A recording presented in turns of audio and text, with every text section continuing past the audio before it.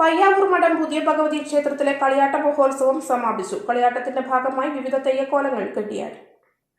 പയ്യാവൂർ മഠം പുതിയ ഭഗവതി ക്ഷേത്രത്തിലെ കളിയാട്ട മഹോത്സവത്തോടനുബന്ധിച്ച് അഷ്ടദ്രവ്യ ഗണപതി ഹോമം, ഉച്ചത്തോറ്റം, വീരൻ തോറ്റം, വീരകാളിത്തോറ്റം എന്നിവ നടന്നു. ചൊവ്വാഴ്ച പുലർച്ചെ വീരൻ, വീരകാളി, പുതിയ ഭഗവതി എന്നീ തെയ്യങ്ങളും കെട്ടിയാടി.